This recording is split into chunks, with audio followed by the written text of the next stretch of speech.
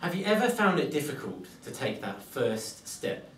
You know exactly what it is you want to do, be it maybe get fit, improve something in your job, stop smoking, but nothing actually happens. Madam Toastmaster, fellow Toastmasters and welcome guests. In primary school, I loved swimming. My father used to take me several times a week, and I really enjoyed swimming lengths up and down the pool. I really enjoyed going around underwater.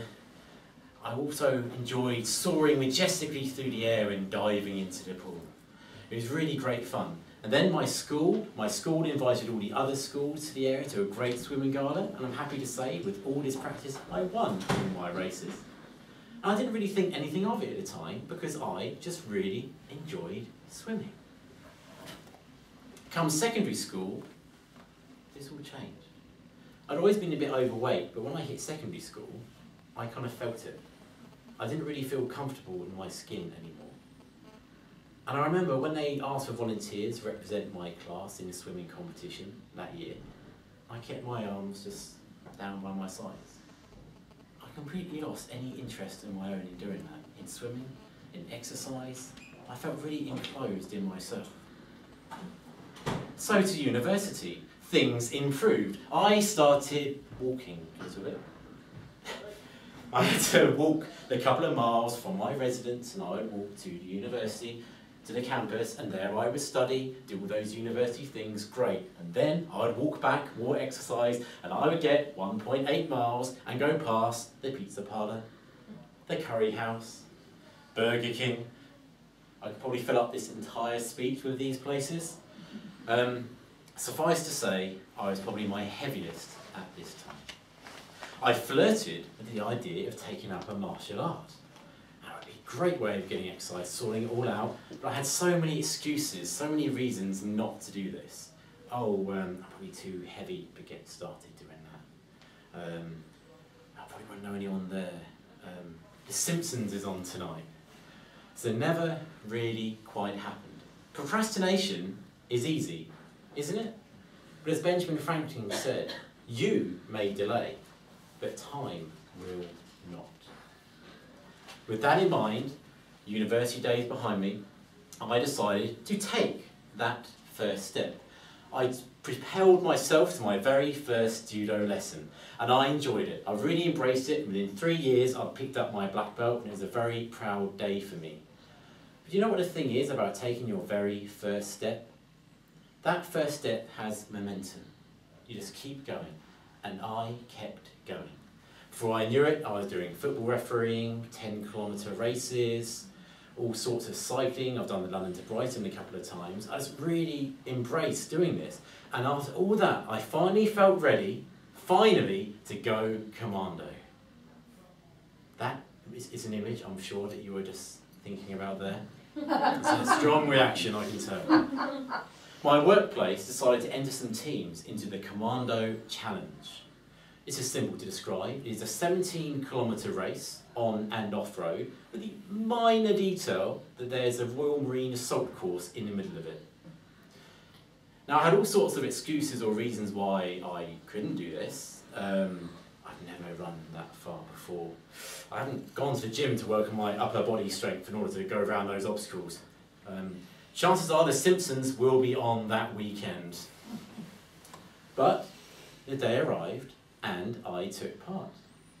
We were put into teams of 3, and the idea is that you start together, but you must finish together.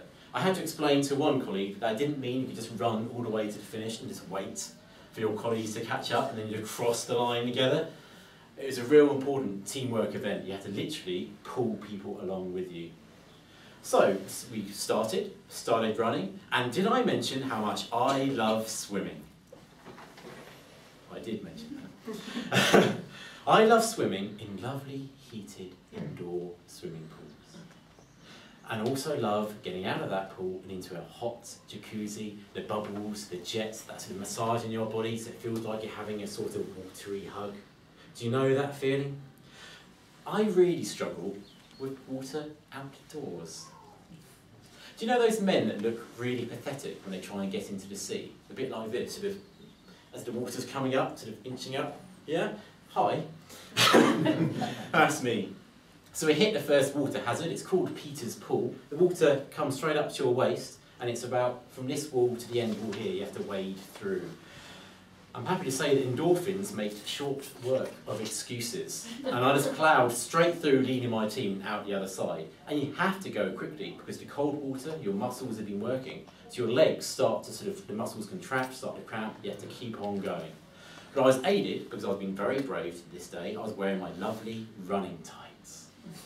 So not only did they help prevent my legs going into spasm, they made my legs look nicely feminine. It was a good look. So onwards we went. What was the next article? The next obstacle, sorry, I'd done my research, Smarty Tubes. I won't lie, I was disappointed. There was no chocolate involved. I arrive and the Smarty Tubes are actually tubes, half tubes on the ground. You have to crawl your way through. They're half full of water, pebbles, sharp stones. You have to crawl, pulling yourself along. It's dark, you can't see where you're going. They twist, they turn. So on one hand you're pulling yourself along, on the other hand you're reaching out to try and see which way to go. And ladies, I should have asked some of you first. I now know that tights are no protecting against pebbles on the floor when trying to crawl along. And you can't turn back, there's people behind you, people ahead of you. Sheer determination gets you through, sheer adrenaline. It was tiring. And there were lots of obstacles like that. But my favourite, perhaps favourite is the wrong word, but it was the sheep dip. Again, disappointing. There are no sheep involved.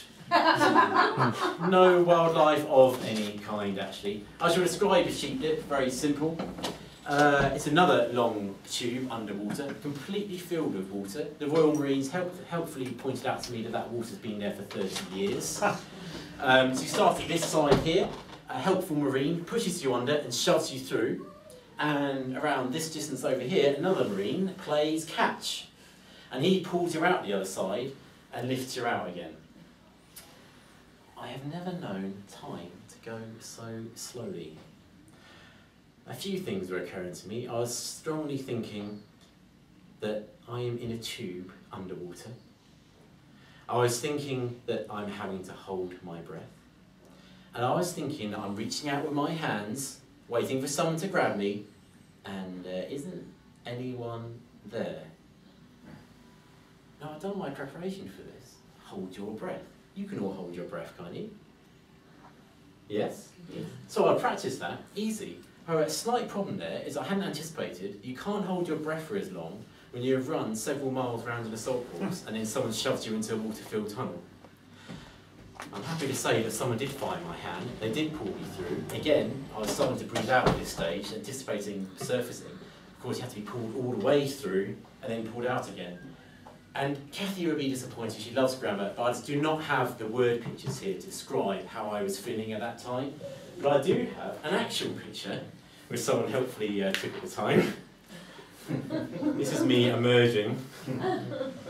So I think that sums it up very nicely. From there, it was straight downhill to the finish line, and we finished in 1 hour and 45 minutes as a team. And that means we placed 6 out of 20 mixed teams on the day, which is a great event. I was really happy with that. And in particular, I was happy that the whole event raised over £60,000 for charity. And this is a charity that helps Royal Marines when they come back from duty and they actually need assistance once they've come back. And in addition, I have to show you this. I naturally have the t-shirt. This is the actual t-shirt. And this was white at the time. The still is slightly white. And I don't think I will wash it, it's a souvenir. So from a fat teenager that just didn't like swimming or exercise anymore, to performing a Commando challenge. That's a big thing for me. But it all came from that one first step. What I could have done, if I hadn't done anything, but I still probably been sitting at home a few weekends ago thinking, it sure would be nice to start a martial art one day. Wouldn't that be good? Maybe I should just do a martial art, lose some weight, something like that. So what I'm trying to say to you, or as Thomas Jefferson once said, don't put off until tomorrow what you can do today. If you have goals that need that first step, you need to take that first step. Don't just think about it. Don't just dream about it. And don't just talk about it. It is time to actually Go out there and do it. I urge you to take that first step.